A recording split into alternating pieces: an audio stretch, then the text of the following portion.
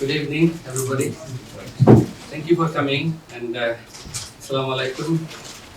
My name is Mohammed Ahmedullah. I'm the secretary of Brickland Circle, and this is our third annual series of seminars. But we used to organize informally, for about 10 years. We used to meet in cafes in Brickland and talk about politics, like many other people.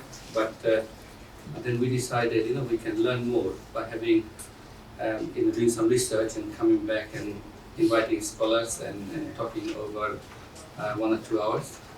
And that worked for a while. That was in the 1990s.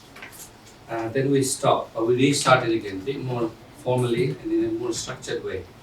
So this is, and we have had very good response, and we, over the years, we have had very good scholars and researchers, who have spoken, and we have had people from all walks of life attending this seminar. The purpose of these seminars is to, as you can see, it's on Bangladesh, and Bangladesh is abroad. So what we are trying to do, we are trying to encourage people, to think more deeply, about issues that affects Bangladesh and Bangladeshi people. But we live in this country, we live in a multicultural society, so we live with other people as well. Because we want to understand in all types of connections, all types of linkages. We believe that if we engage more intellectually, with issues and do research and connect people who are doing research to share knowledge and information and create a space for people from different backgrounds, because Bangladeshi community is sometimes polarized. They have meetings, it's only their own type of people who comes to the meeting, so there's no cross-fertilization. And also, the world is becoming one, so we need to engage with everybody else.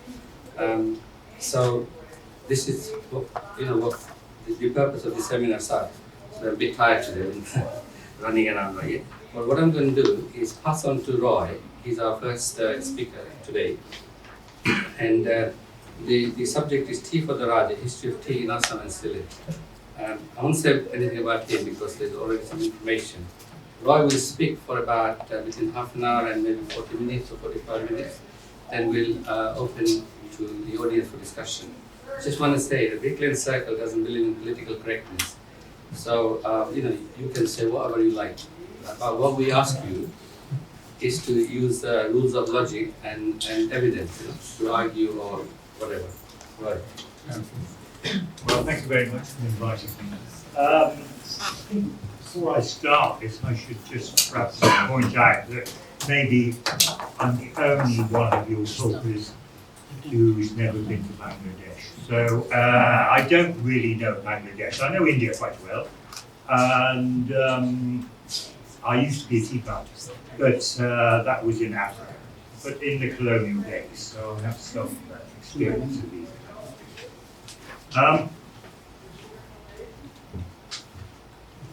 Tea was really brought into India, should we say the production of tea was brought into India by the East India. Just to kind of run through the people, you probably know all this, but I'll just run through things really. The East India Company was set up as a chartered company in England in 1600. And actually, originally, they were more interested in trading for spices in the Far East, but then eventually they went to India and they set up their first trading post in Surat in 1619. And it may well be that it was from Surat that the first tea went back into England to be sold to the general public, although tea had also come in because Charles II had married a Portuguese princess, Catherine of Braganza, who was very keen on tea. And when she came over, she brought some tea in her dowry, and then that became the thing to drink at court, and that gradually kind of went down. Like all these things, it starts off very upmarket, and then people take it up, And the East India Company then started to trade tea with China. That was really one of the most profitable things they ever did. Most people think of the East India Company as dealing with India, but in actual fact, the business with China probably made them more money than the business with India, although, as will become apparent, the two are rather linked together in some stages. Really, tea was only in China as a beverage, although actually even in China it started off as a medicine, but then gradually people started to have it as a beverage. And then from China it spread out to one or two other countries. I mean, notably it went to Japan, but it also went to other places in the Far East. But there was no sign of it reaching Europe, which is surprising in a way when one thinks of the number of things which came from China, like paper or carp or all kinds of things came at a very early stage. But tea did not come until quite late, and it was only in the middle of the 17th century that really tea started to come into England, but in very, very small quantities. There was always some talk that maybe tea could be grown in India, but to be honest, there was no percentage in this for the East India Company, not really, because they could buy the stuff in China. So, and the expertise was not available in India. Would it grow in India? Nobody knew all these things really. So why not just do business with the Chinese, which is what they did. A man called Lord Mccartney went to China as a British kind of ambassador, and in 1793, where he tried to establish some kind of relationship with the Chinese on a government level, rather unsuccessfully actually, because they insisted that he kowtowed before the emperor, and he said he would only do that if the emperor kowtowed in front of a picture he bought of the King of England. So, as you can imagine, there was some kind of standoff with that. But his visit was successful in one respect, in that they gave him some tea plants and some tea seeds, and he was able to take those out of China, because it's quite difficult to get these kind of things out of China. They really, are not wanting to get any of their expertise transferred to other places. But he managed to be given these, and he bought them out, and some of those were planted in the Calcutta Botanical Garden. So, that was the first kind of sign, seed of tea kind of coming to India. Now, the East India Company, there was always a big pressure on the East India Company. They'd been given certain monopolies when they were set up of trade between the UK and India and the Far East. But of course, a lot of other merchants in Britain didn't like this at all. So there was all this kind of pressure to try and do something about this. Originally, they had a total monopoly of trade between India and England. But in 1813, that monopoly was removed, and other people were allowed to trade into India. The only thing which they were allowed to continue with was opium, actually. And that was still a monopoly, which, as will become clear in a few minutes, was really quite important.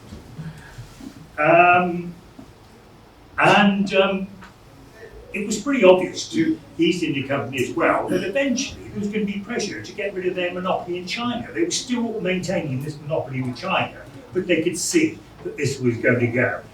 And then there was a bit more talk about maybe we could grow tea in India.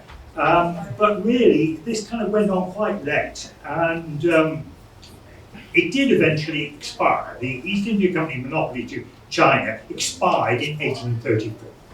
So the whole thing was kind of, put up for grabs by anybody who wanted to go to China at that stage and bring tea into the UK. And this is a really big business at that time. I mean, tea was expensive, and there was a lot of money in it. Simultaneously, in the same year, 1834, the East India Company set up a tea committee to look seriously into the possibility of growing tea in India. And they sent a man called C.J. Gordon to China to see if he could get hold of some seed, some plants. So they did already have a few actually in this botanical garden, but in Calcutta, but to see if he could get hold of some more stuff. Right, now just to kind of slightly backtrack here. Assam, at the beginning of the 19th century, did not belonged to the East India Company. Assam belonged to, well, belonged is wrong, but I mean, anyway, it was under the control of the Burmese.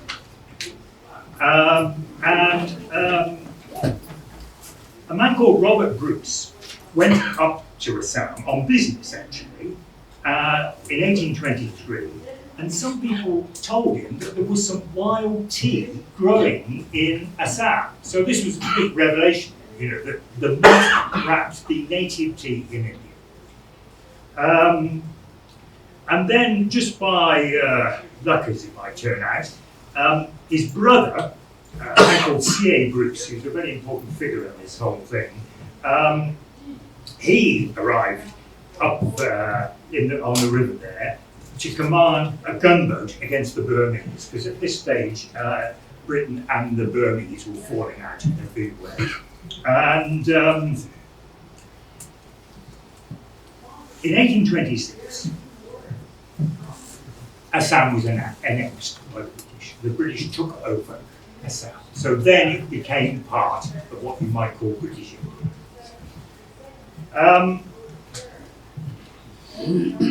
These samples, which had originally been sent down to see whether they were really tea, people decided they probably weren't. And then Lieutenant Charlton, who was an English officer on the government service, he sent some more samples down in 1831, and they were rejected as well. It's really, one can't imagine why they were rejected. Nobody can really imagine, but they were. And then in 1834, he sent down some more samples, and yes, they said, yes, this is tea, this is tea. So he found this kind of wild tea. Now, whether it was really wild tea, or whether at some stage this had been grown as a kind of crop to take the leaf, maybe to use it as a medicine, is not at all clear.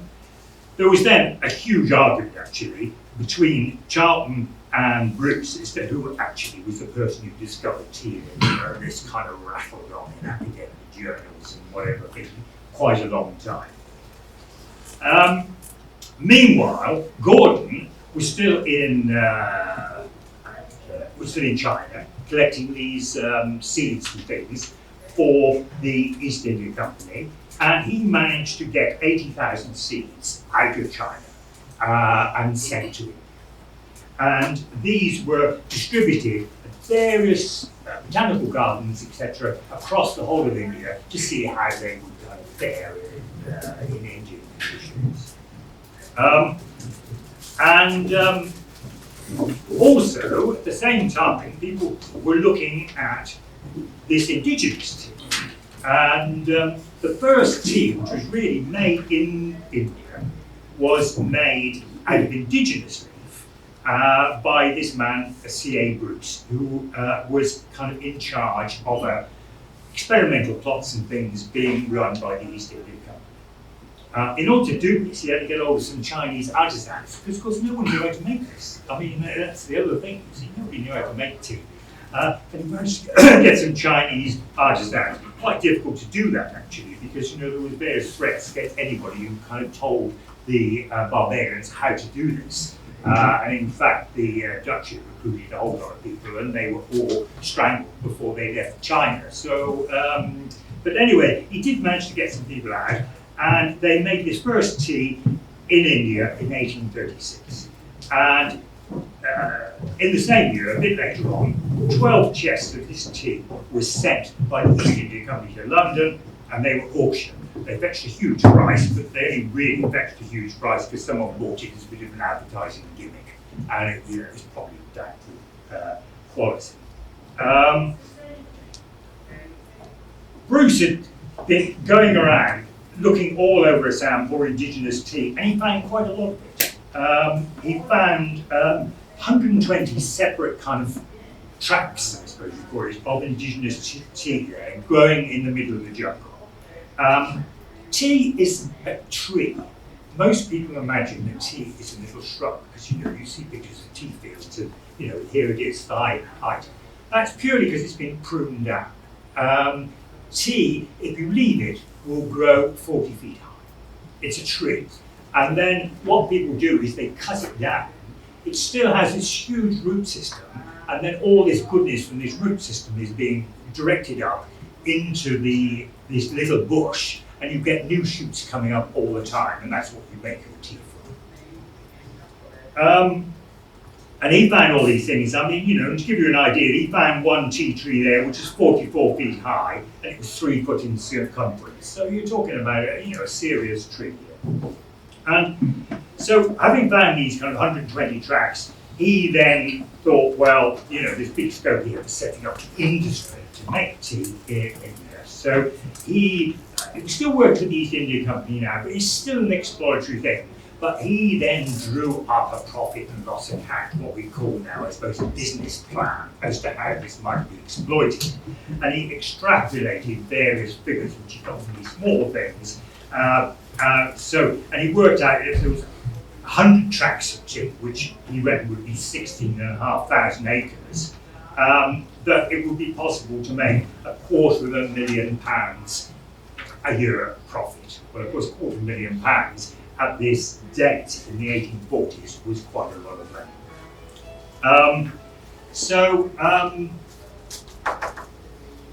The East India Company then decided, well, this isn't really our business. What it needs is a big London company to be set up to exploit this market. And so, a lot of these people had a foot in both camps. You can just imagine. There was a kind of little meeting in a city, all the guys were all there together, and they basically carved the whole thing up. And they set up the Assam Company to develop this tea. And originally it had a monopoly to do that. And by 1850, they were making quite a lot of tea. They were making about £250,000 of tea a year. So, it was pretty successful setting this whole thing up. And by 1852, they were actually into profit as well. So that was pretty good news for them. Meanwhile, a man called Robert Fortune had been sent to China, and he was going around and trying to get hold of really good bushes, because tea bushes vary considerably. Each bush tends to be different. They were grown from seed in those days. Nowadays they're grown from cuttings, they're all the same. But they were grown from seed, and in the same field you'll have a good bush and a bad bush. One will give you a lot of tea, one will give you no tea. One will give you high quality tea, one will give you low quality tea. So he was going all over China trying to get these things. I mean, the Chinese wouldn't have been at all keen on this. He was in disguise. He was extremely good at all this. He spoke fluently like a Chinese person, and he even went to the extent of growing a pigtail and all this kind of thing, and he went over. And he managed to get a lot more tea out of China. Meanwhile, production kind of went ahead, so from £250,000 of tea in 1850, by 1855, it was £500,000 or whatever going on, and already the Assam Company had lost its monopoly, and various other tea companies jumped on the bandwagon. So they were setting up tea companies. All these things were set up in England. Somebody raised the money and then they kind of sent people out because everybody thought there was going to be a fortune in this thing.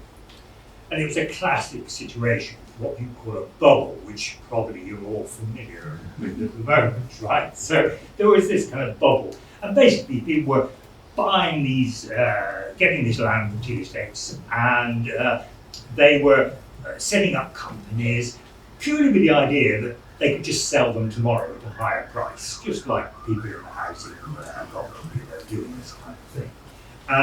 And this went on, and then eventually the whole thing collapsed. And then the whole industry had been restructured, lots of money was lost, but it never totally collapsed, and it was able to be revived. And this kind of went on, so that by 1880, there was 200,000 acres of tea in Assam. I might say that this kind of border business is a bit difficult actually, because at various times Assam has been treated as part of Bengal, or then there was a province set up which was East Bengal and Assam, and then Assam was set up as a separate entity. And of course, when you start looking at statistics, you can imagine, sometimes it means one, sometimes it means And by 1880, they were producing 43 million pounds of tea. So, you know, it's quite a lot of tea is being produced. Right. Let's go to Sylhet now. People began to think, well, if there's tea up there, it must be down here as well, you know? But actually no one had ever found it. So the collector wrote in 1856, ever since the discovery of tea, that's indigenous tea we're talking about here, in Kachar, is it, or Kachar? I don't know how you pronounce it. Kachar. Okay. It has been surmised by those best qualified to form an opinion that the plant would be found in this district, i.e. in Sylhet. Prospectors had for some time been employed by the magistrate, Mr. Larkins, in searching the neighbourhood of the hilly part of the eastern part of the district.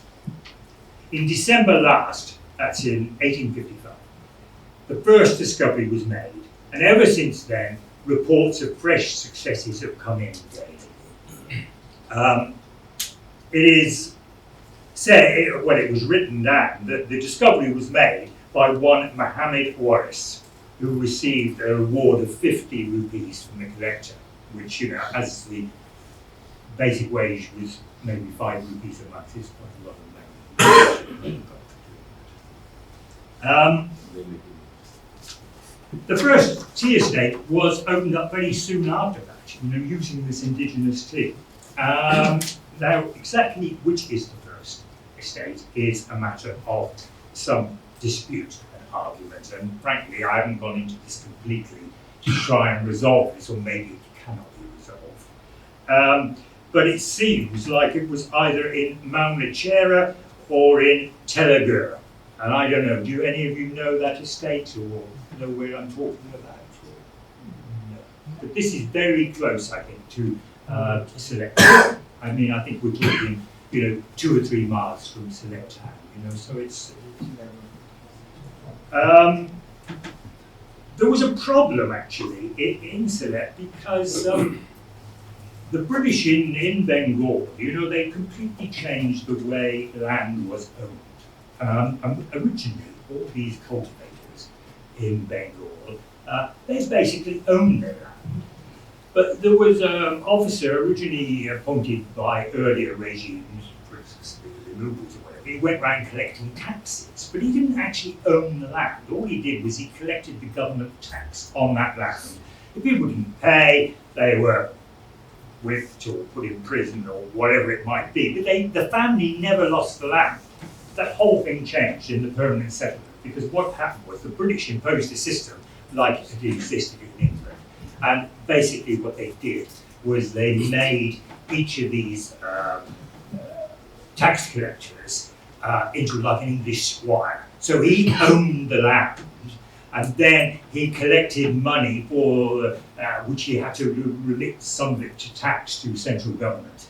If people didn't pay, they were booted off their land and someone else moved in. If this guy at the top didn't pay, he was got rid of, and then someone else would take over, probably some banker in Calcutta or whatever it was. So you've got a complete kind of change there. The problem is with tea is you need quite a lot of land. Tea, you know, you see, it's this leaf. You put these 2 leaves in the bud, these new shoots off the top, which grow for most of the year, although they're obviously going to grow more in the monsoon. And you need about 5 pounds of that leaf to make 1 pound of tea when you Now, you have to have quite a big factory set up to process this, and you cannot afford to move your tea a long way, because then the process of curing it starts in a very uncontrolled way, and it's a bit like a compost heap. It starts heating up, and that will ruin the tea. So, you know, it was generally believed until quite recently that the only way to grow tea was in large acreages, and that's why it was a company thing rather than an individual crop. Now, nobody in England was going to put money into putting in a thing if they didn't own the land. I mean, this would be a big problem for them, you see. And a lot of this land belonged to these squires, these zemindars, and it had been given away in this permanent settlement. So it was a problem, and what happened in Sylhet was actually a lot of the tea fields were opened up on very poor land which hadn't been allocated in that way. So it was put on rather steep slopes where there was heavy erosion which took away the soil from the roots and this kind of thing. So they didn't get away to a very good start in a way.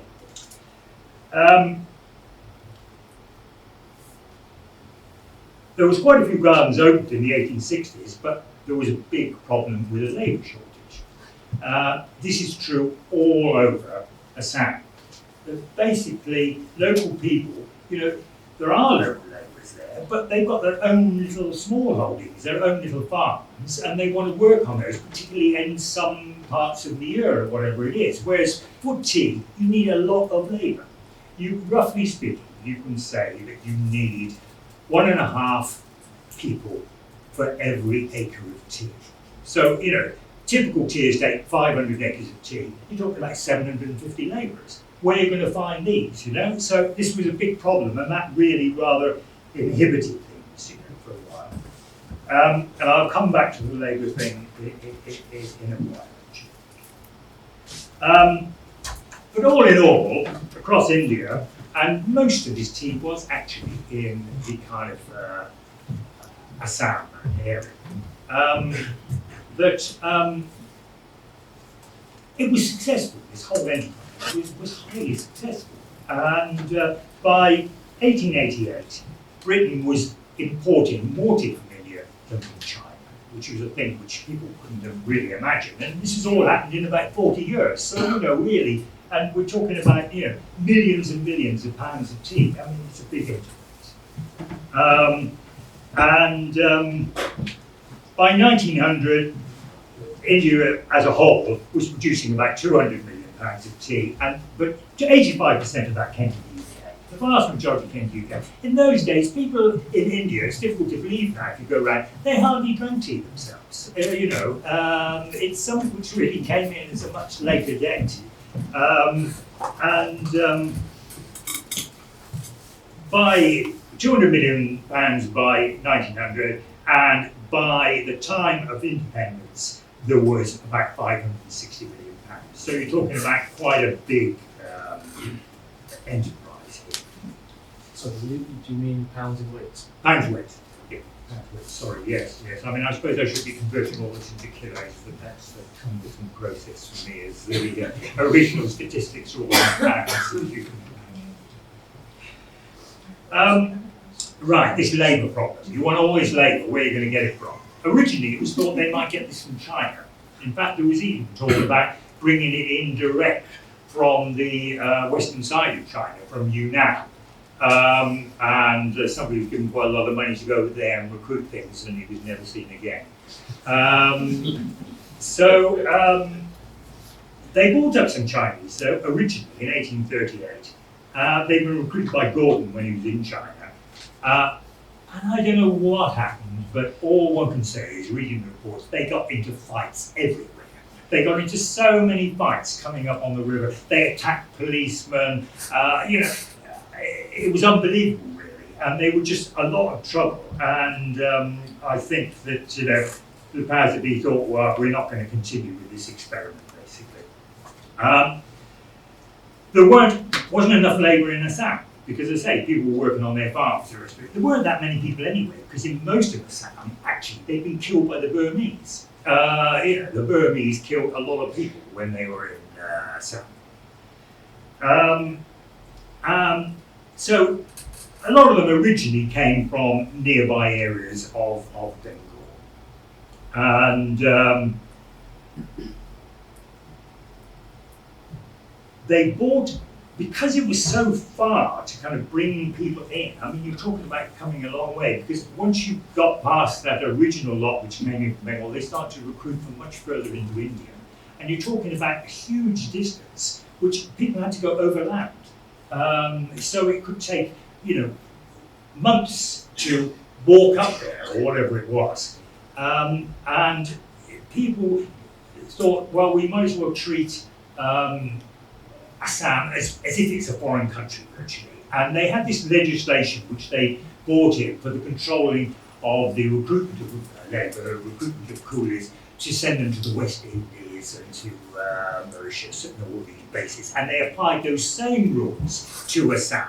This was done nowhere else, actually. I mean, the situation, I'm going to tell you some fairly horrific stories in a minute, but this is really happening in Assam, not in other places. In other places, they have local labour, and if people didn't like it, they just bug it off.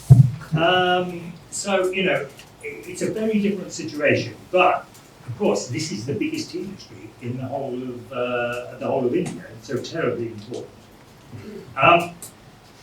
The whole thing was improved a bit from the point of view of getting labour in when they put steamers onto the Brahmaputra River. And that happened in 1862. So that meant they could move these people up the Brahmaputra, although they often had to be marching a long, long way to get to the Brahmaputra. These people come from, say, Bihar or Uttar Pradesh or wherever it might be. There are no proper statistics for that time, but an awful lot of people died in transit. There was no kind of proper sanitary provision on the journey. On these boats, they got a lot of outbreaks of cholera. And so it really was an absolutely dire thing.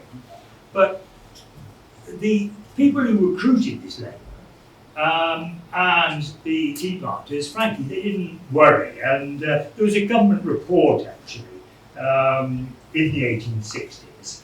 And this commission made the remark, the supply of labourers was regarded as an ordinary commercial transaction between a native contractor and the planter. All parties considered their duties and responsibility discharged when the living are landed and the cost of death adjusted. We don't have exact figures, but it is generally believed that about half the people who were sent up never made it. So an awful lot of people died in transit.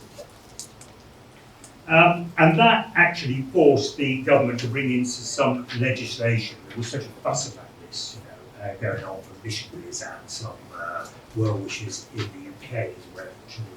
And eventually the government introduced rules about all this, and these recruiters who were going out to do this would have to be licensed in some kind of way, and there would have to be some sanitary arrangements made in transit. And after that, that's kind of after 1863 really, the amount of people who died in transit went down considerably. Nevertheless, when they arrived, lots more died. I mean, it's very difficult to understand the logic of some of these planters, but these people came up and they made no arrangements. There was no housing for people. There was no food for a lot of people. The whole thing was horrendous. The government by this stage had started to collect some kind of statistics. If anything, these are underestimated because certain things were kind of hidden from the government inspectors as they came round. But we do have some statistics. And just to give you an idea,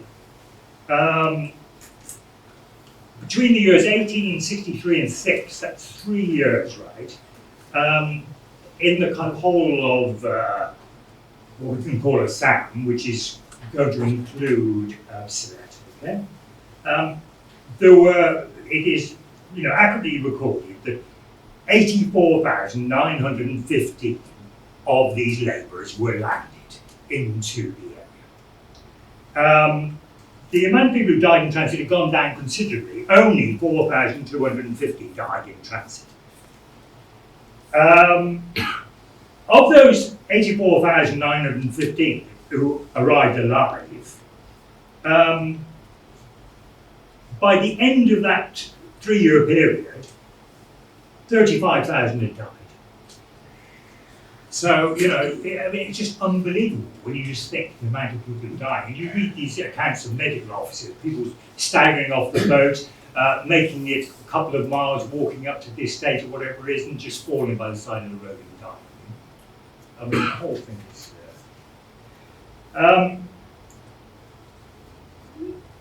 basically, what had happened was, you know, that people were under contract.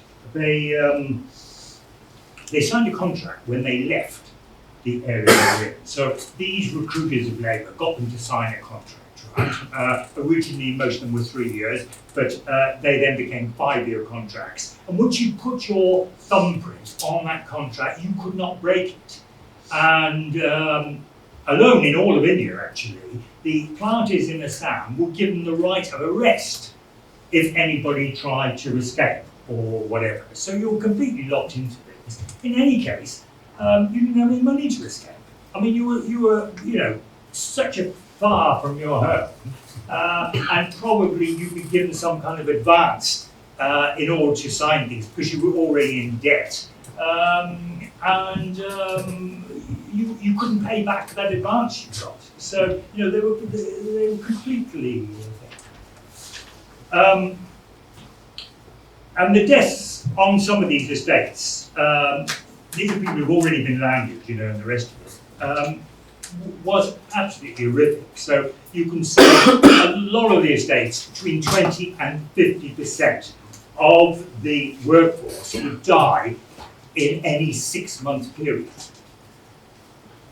And I dug up a couple of examples here, actually, that the Sylhet and Kashar Tea Company, between July and December 1865, their total workforce was 467, but 103 of those died. So actually within, you know, 6 months period this is. And the Cheragong Company, between July and December 1865, they had, it was a small estate, they only had 203 labourers, but 130 of them died.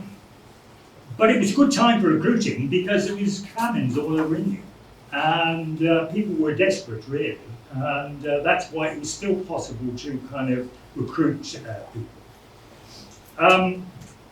There were various unsavoury characters involved here. So a lot of these recruiting guys were pretty unsavoury for a start. There was also what they called coolie raiders. There were people who went around and stole coolies which already belonged to some other tea company and were coming up in transit.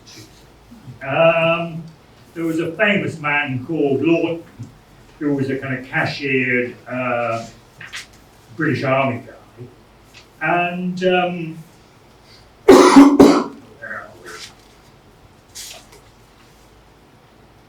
are we?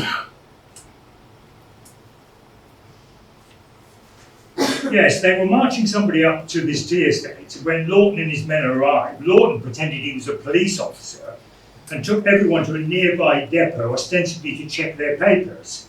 They were then forced to give up their money and food and imprisoned for 11 days. During that time, the potential coolies were forced to touch Lawton's pen as he put a mark of assent on contracts. The coolies were then put in bullock carts to start the journey to the tea estate. Now, as it happened, one of these people managed to escape, who was from the estate which had actually bought these coolies, if you see what I mean, and he raised the thing and they arrested them. But this kind of thing was going on all the time. A lot of these recruiting people, most of whom were Indians, they were also extremely unscrupulous people. And one of the heroes of all this actually is an English superintendent of police, Superintendent Tucker, who was sent in the area because there was so much fuss about it, and he did investigate quite a lot of these things, and he brought a lot of prosecutions. And as he says, these recruiters, or arkatis as they were called, as a rule were the scum of the country and unscrupulous to a degree. Amongst them have been found ex-convicts, burglars, thieves, bandits, notorious badmashes, all of the deepest dye, and who resort to every vile practice to obtain their ends, i.e. a poor unfortunate coolie. He then gave a list of the various things they would do. A, enticing men away under promise of getting them service where they will be well paid, not mentioning that they will be going to Assam. B, enticing away girls under the promise they would be provided with well-to-do husbands and jewellery, etc. C, enticing away girls and women under promise of marriage and deserting them after putting them on board the steamer at Dublin.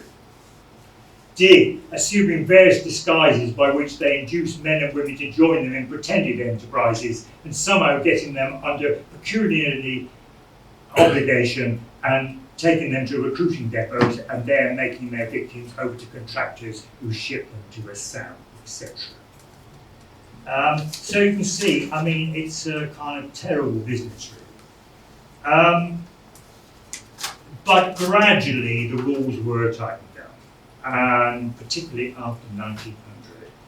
And what happened then really was, because the rules were tightened up so much, it became too expensive for the whole transaction to be kind of done.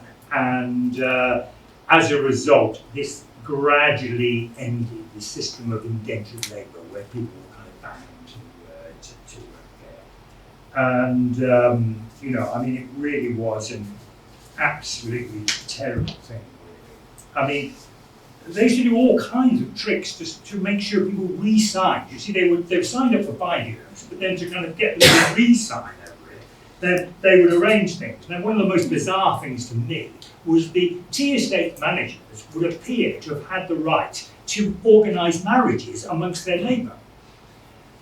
So what they would do was, when a guy was reaching, you know, towards the end of his contract, they would marry him off to a woman who was starting the beginning of her contract. So then, when the guy got to the end of the contract, he might have been thinking of leaving, but he couldn't really leave unless he signed on for another, you know, he couldn't leave with his wife, because his wife was not allowed to leave.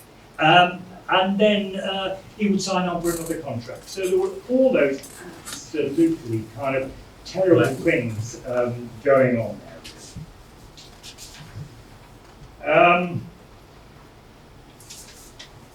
Where are we? I've lost my place on that. There were some heroes in this thing, and certainly this Superintendent Tucker, he did a very good job with it. I mean, he clamped down on a lot of these unscrupulous recruitings, and he also arranged for clean water to be put in on all the routes which they were bringing up people overland to the Brahmaputra, and that saved a lot of people from dying, you know. So he did a good job, but he was probably being a bit too firm and the rest of it, and so the planters were complaining to government. The government really wanted the tea estates to expand as fast as possible. If a few people died, it really didn't worry them very much. And so this Tucker was removed because they couldn't afford to pay his salary, apparently. He wasn't the only kind of British hero in all this. A man called Sir Henry Cotton became Chief Commissioner of Assam in 1896, and originally he was very much kind of on the planter's side, but then when he started going around looking into the situation on the estates, he was absolutely appalled, and he found, you know, lots of evidence of people being whipped. I mean, on some tea estates they even had stocks they used to put people in because they didn't do enough work during the day. A lot of them were underpaid as well. I mean, in theory, there was this minimum wage, but then, you know, they would charge them and say, well, you've got to pay so much for your accommodation, you've got to pay, and then they'd have their own shop selling food at an inflated price, and people weren't allowed to leave the estates, and they were guarded by watchmen, so you were virtually inside a prison, you know. So, you know, anyway, this man Cotton, he did actually do something about this, and he became very much regarded as a kind of saviour of the coolies. But there again, what happened there was a lot of the plantation companies in London kicked up a big fuss about this. And a big campaign was run in the Times, and as a result of that, cotton was removed. He actually then came back to England, and he became a member of Parliament in England, and he continued to fight really for the coolies from England in a very significant way. But things did improve as you started to get into the 20th century. I mean, things definitely improved, and because of it was no longer really economic to start recruiting, to continue recruiting people in this way, then you had to basically create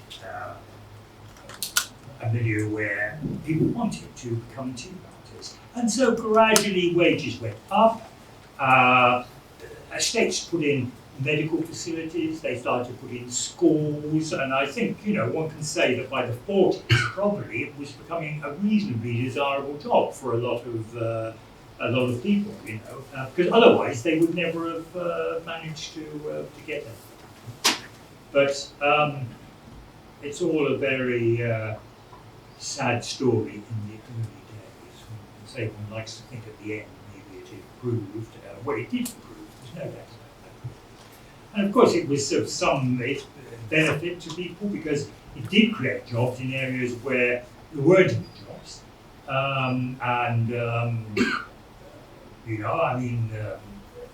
People now, of course, drink lots of tea in Bangladesh and in India and places, and otherwise they would have had to import this tea from somewhere else. I mean, Pakistan's in this position at the moment. I mean, Pakistan doesn't really have any tea. They're desperately looking around to see whether they can grow any tea because they're spending an absolute fortune in foreign exchange in bringing tea in. Since, of course, East and West Pakistan split up. So, but it was a sad story. Thank you very much. Before we go to questions, where is the attendance list? Can you please circulate it so everybody can sign?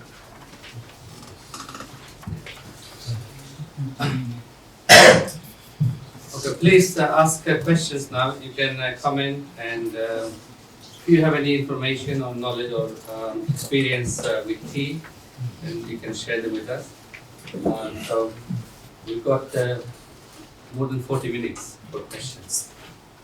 I'm just wondering why only black tea? Why not green tea or white tea? Yes. Well, in fact, there was some green tea made originally, but the whole green tea, black tea thing is rather peculiar. The Chinese, for themselves, have only really liked green tea. They've always made some black tea, actually, because there were people on their borders who liked black tea, and they used to export it in exchange for horses. But originally, people in England liked green tea. But it was very expensive tea. Really expensive. And so all kinds of rackets grew up. For example, people would go round to the servants' of houses and buy up their used tea leaves. And then they would resell them. They would dry them out and resell them. Now, of course, the problem was then that the liquor it gave was very pale.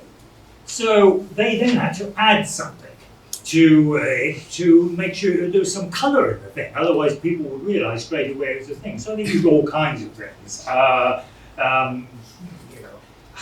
Sheep's droppings, elm leaves, whatever. Probably, but the worst thing of all was they used some minerals which give a bright green dye, which are poisonous. And so this became a big scandal in England, and all kinds of different books were published as how to recognise this false tea and this type of thing, some of the tea, never even seen a tea bush. It was made from trees in England or whatever it was, And gradually that really drove the change from green tea to black tea in the UK. Also, I was just going to ask about the changes to the but that's when the handles came in. Yeah. Well, I'm the wrong person to ask that, I think. Yes, I should know, but off the top of my head, this comes. Any other questions? Are there any stories of rebellion and revolt? Yes, indeed, there are indeed, and I should perhaps have mentioned this. There was a famous incident, in fact, in Sylhet in 1921. Gandhi had started this non-cooperation movement in 1921, and as a result of that, various what you might call Congress activists started to go into the tea areas. And there was talk about withdrawing labour, but this was as a non-cooperation thing, right? But in fact, this all got mixed up at the time with workers wanting to get more wages. And probably Gandhi didn't like that very much. But anyway, but there were other people who were quite sympathetic within Congress. And there had been tremendous inflation in the First World War in 1418. And wages had not gone up. And this really was fueling the kind of whole thing. And in 1921, there was this non-cooperation meeting in Sri Mangal. And various estates in Sylhet went on strike. And eventually, a lot of them just decided to leave the estate. And so they just abandoned the estates and went off, and they went off to various places to try and get trains to come back. They had a very hard time. They went to these railway yards, they had no money, the government wouldn't give them anything. The police then broke them up. Lots of them were kind of badly beaten in one thing and another. It was a big kind of publicity about this across India, and various sums of money were raised to repatriate these people to their villages. Many of them actually came from Uttar Pradesh. And so that had a big effect, because probably on some estates, 50% of the people left. And then, of course, again, this put on pressure to raise wages and conditions to make it more a thing. So that was another driving thing, really, to raise wages.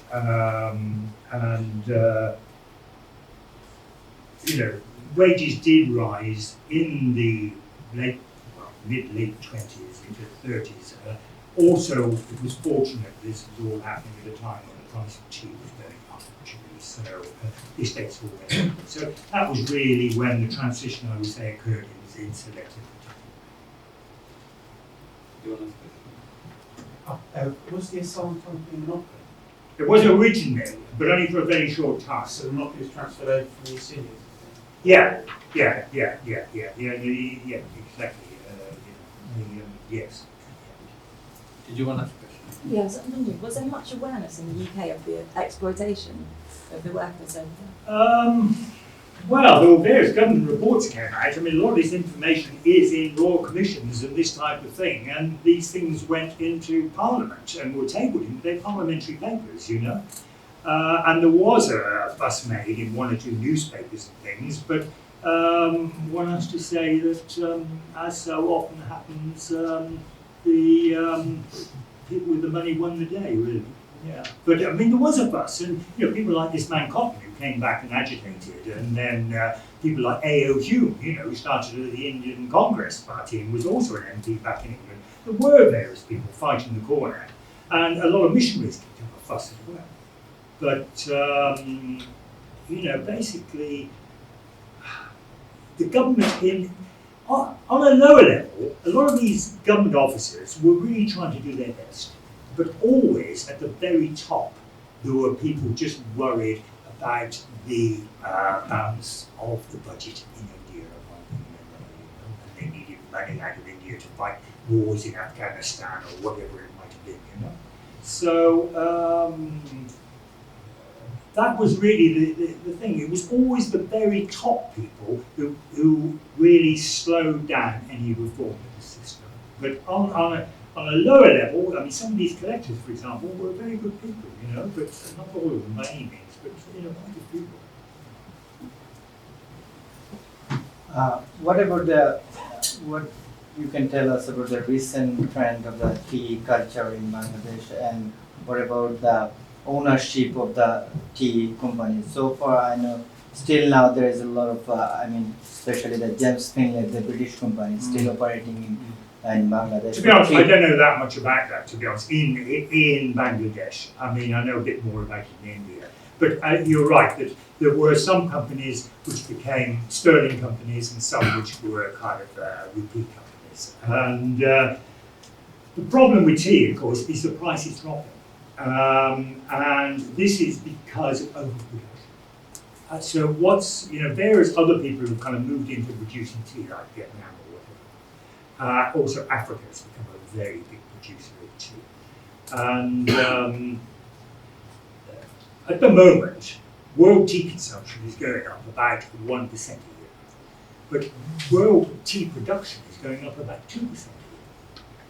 And tea is sold by auction.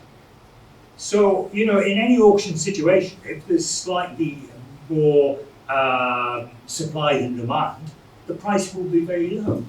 So, I don't really think in a way it matters who owns these companies as far as the wages go. The money in general is not there. What's happened actually in India, I don't know whether it's happened in Sylhet, but what's happened in India is a lot of the Indian owners of tea estates have just walked away from them. They just abandoned these estates and they didn't pay their labourers or anything. And that was the end of the estate. But still there is a concern that the tea planters, especially the coolies, are still getting they're not getting their wages properly. So we're talking about the previously the discrimination about wages thing, and still it exists in tea gardening and. Yeah, I'm sure you're right. And just I want to know where you were trying to show that the history of tea and how the labor exploitation, but still I think in tea plantation the exploitation exists, and there is a lot of concern inside the Bangladesh with the labor union and these things, but I don't know whether you are aware about this one. Well, I think that's true all over the subcontinent, actually. I mean, tea estate workers have not been treated that well at all. But to be honest, that applies to people who work on cotton farms or, whatever, I mean, let's face it, the condition, or even garment factories for that matter, I mean, the conditions are not very good in a lot of these places. And they're in an open market, they can recruit labour, presumably, because their conditions are no worse than anyone else's. That's all I can say. I'm not defending the situation, but I'm just saying that's the position. So you said that tea sold by auction. This may sound confusing. I'm just wondering whether I missed a deeper point. How else do we sell? Well, I mean, most coffee isn't sold by auction. Most coffee is grown for a particular supplier. So people, like Nescafe, will have contracts with estates and they will fix a price. And then it will be for the next year or whatever, and then it'll be growing for that price. So, there will be some negotiation over that or whatever it is. But if you're in an oversupplied position and everything's being auctioned, I mean, originally, of course, it was all auctioned in London, but then after independence, most countries set up their own auction floors. But it's a very precarious thing. What they should be doing, and in fact it was done in the 1930s with some success, is they should operate like OPEC. They should set up to control production. And that could be done reasonably easy if they could all agree, countries across the world, to say produce 10% less tea. The minute they do that, they'll raise the price. And also lay off a lot of people. Well, I don't know if they will, because they're getting more money in probably. I mean, you look at oil. Look what happens, when that happens. So it could be done. I'm not saying 10%. It could be done in a very small amount. They could certainly stop this continual trend at the moment, where every year slightly more is being planted than is being sold. What's the relationship of tea to coffee? In the sense that you mentioned it, we might be more interested in the subcontinent. Yes, sir. But since we pass it on to this, and you have a tea expert here. If the price of tea is going down,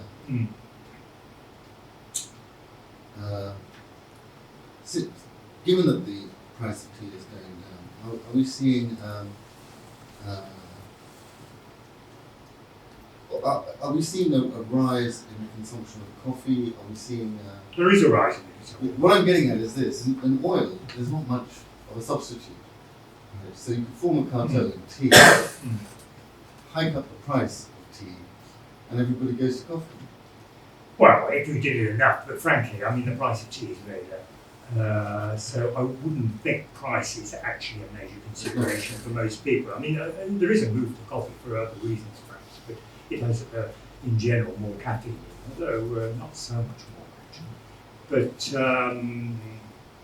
We're all yeah. addicted. We're We're all addicted to We're all addicted, yeah. I mean, it's got caffeine in. I mean, you know, once you start drinking these things, you need them. Otherwise, you know, how are you going to stay awake and do your homework? Could you give us any idea of the interaction between tea and sugar? I'm thinking of the sugar consumption going up tremendously as tea went up, and the trade between the Caribbean and England, Assam. Yes, well, certainly the English at a very early stage decided they liked lots of sugar in their tea, and it did rather coincide. You know, there was hardly any tea came to about 1700. Then after that, it rapidly went up.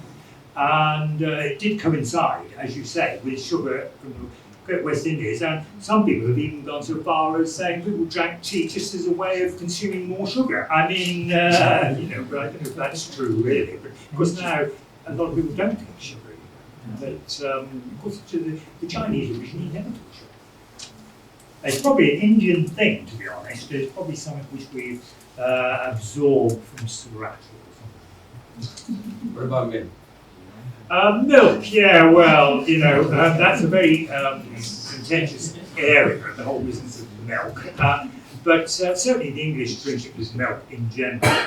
And surprisingly enough, it seems as though the trend for that started with the French.